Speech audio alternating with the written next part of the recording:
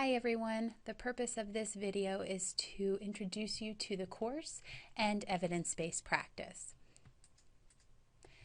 I like to start this course with this quote because I think it sets the stage pretty well. The greatest obstacle to discovery is not ignorance, it is the illusion of knowledge. So I'd like you to pause and just think about what this means to you, and then restart the video and let's discuss.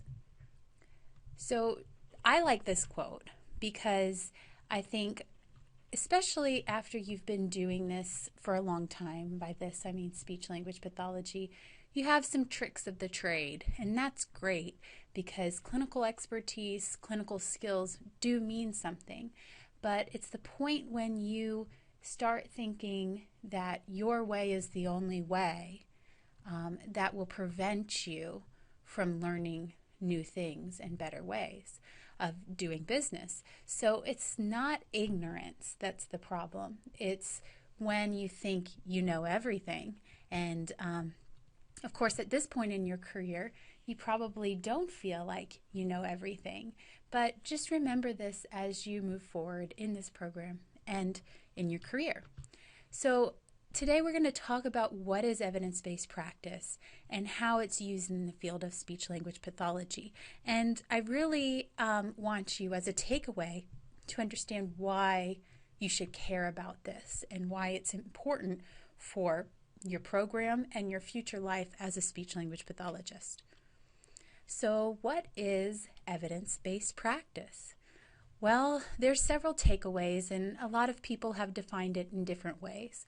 But I think ultimately, EBP is about individuals with communication disorders perceiving important and meaningful changes in their lives brought about by our clinical interventions. So if they feel that you've helped them change something in their lives, that's important. EBP is then client-specific. It's also about a clinician identifying a single and certain clinical decision that he or she would like to improve in his or her clinical practice. So EBP is also clinician-specific, and it's clinical action-specific. So it's identifying in yourself what you'd like to improve and the actions that you take to do so. So broadly considered, EBP is a means for improving the quality of decisions in all aspects of clinical practice.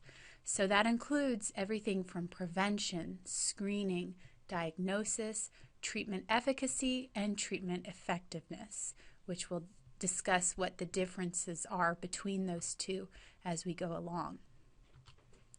So, bottom line, it's a means of managing uncertainty. And really, especially in our field, there are very few things we know for certain. When I say this to students, often they're a little bummed out because it'd be a lot easier if I could just tell you this is exactly what you should do in every possible circumstance that you're going to encounter in your life as an SLP. And I don't think that's realistic in any field, but especially in ours because we're a relatively new field. There's still a lot of research that needs to be done. So there's my plug for those of you that are interested in research. We have a lot more work to do.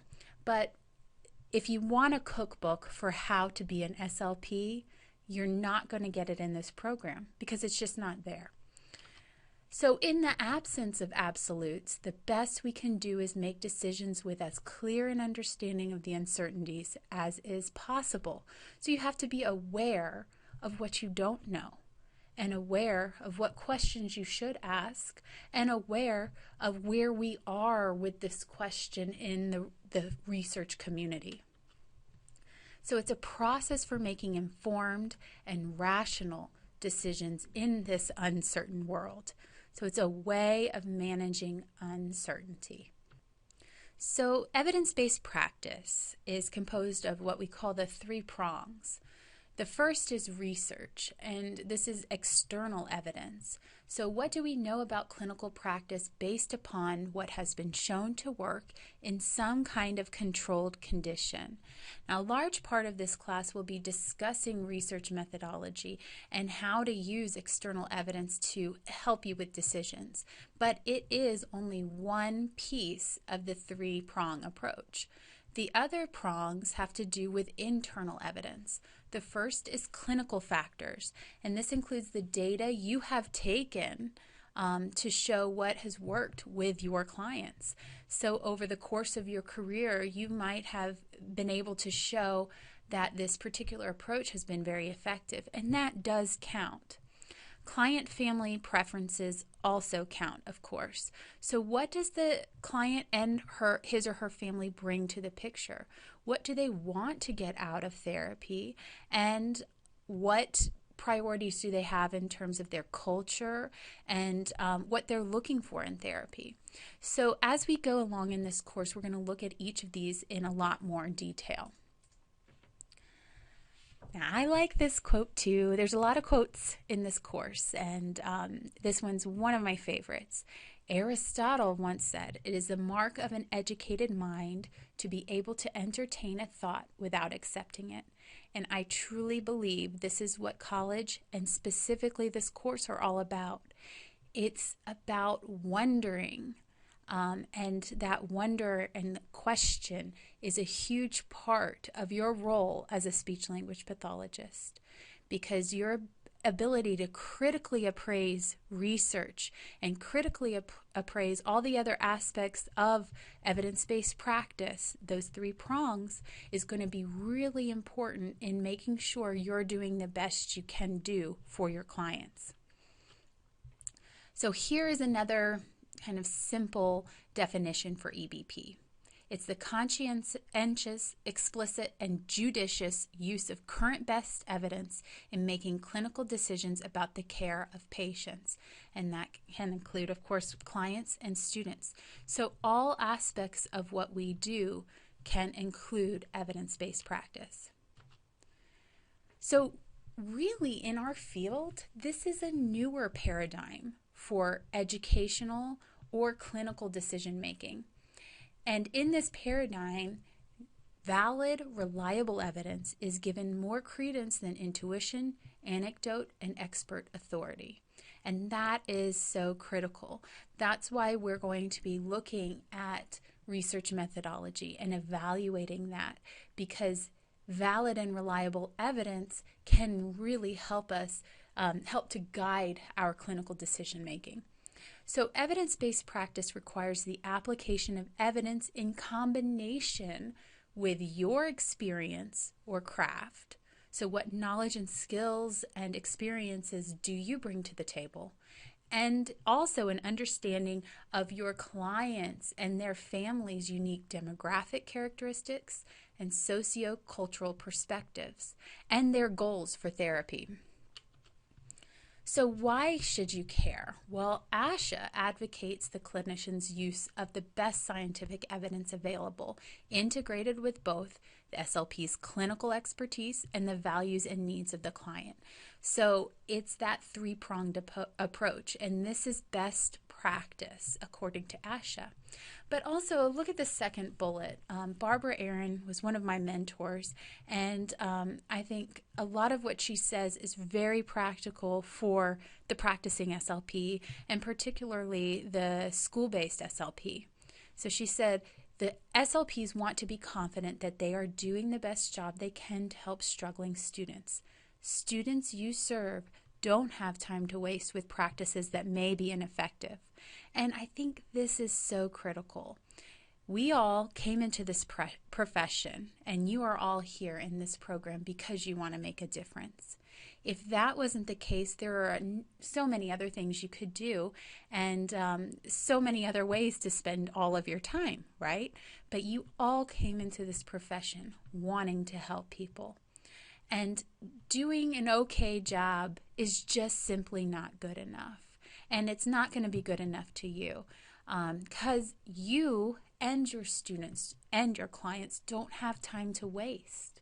If you think about kids in schools and the gap that they're experiencing in terms of academic achievement, language abilities, reading, writing, what have you, that gap is just going to get wider if you look at the trajectory unless we do something to change that trajectory. So in order for you to feel like you are really an effective SLP, you've got to pay attention to evidence-based practice. So there are several assumptions that we make when we use EBP. So expert opinion and clinical experience are useful, but unfortunately they're subject to bias and are often wrong. So in, I believe, the next video, we're going to look at some examples of when these kinds of things turned out to be wrong. And in other fields, especially in medicine, some of these assumptions really caused harm, okay? So clinical decisions based on knowledge of underlying physical mechanisms and strong theories of normal and abnormal function don't always translate readily into effective treatments. Okay, so even those theoretically driven treatments have to go through a rigorous testing process.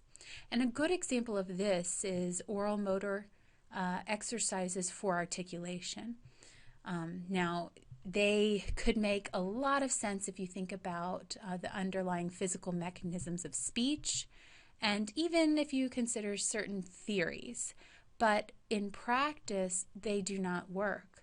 And what's very interesting, I think, is that there are still a lot of resources available to SLPs to continue this practice of using oral motor exercises for articulation, even though we know they don't work.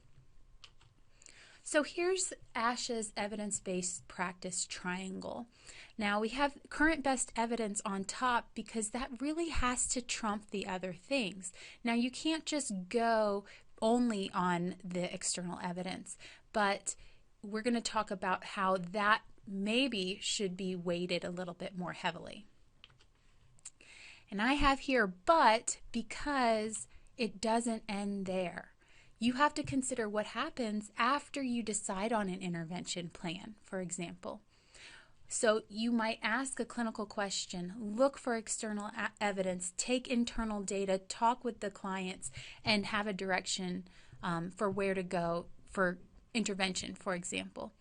But you have to continue to question, is it working?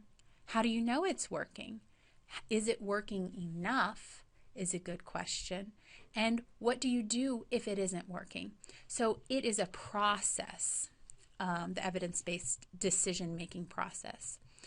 So as Dolligan talks about in that first chapter, there are several preconditions for using evidence-based practice, using this as an approach.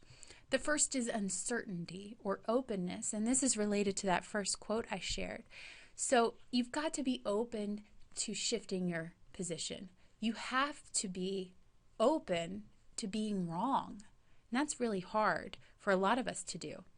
So if you're just seeking evidence to confirm your own beliefs, that's really not truly evidence-based practice. You have to demonstrate professional integrity. You have to be honest to yourself. Okay? You have to be aware of bias. And a strong preference for what we already believe to be true makes us poor judges of whether it is actually true. We have to be honest and we have to be respectful. Okay, in addition, Dolligan discusses 4 principles of clinical ethical reasoning in a bit more detail than we are going to discuss here.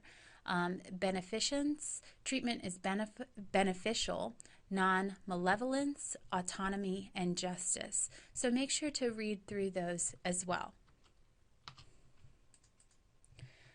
So coming back to some more quotes, if you are a clinician, you must believe that you know what will help your client. Otherwise, you cannot continue treatment.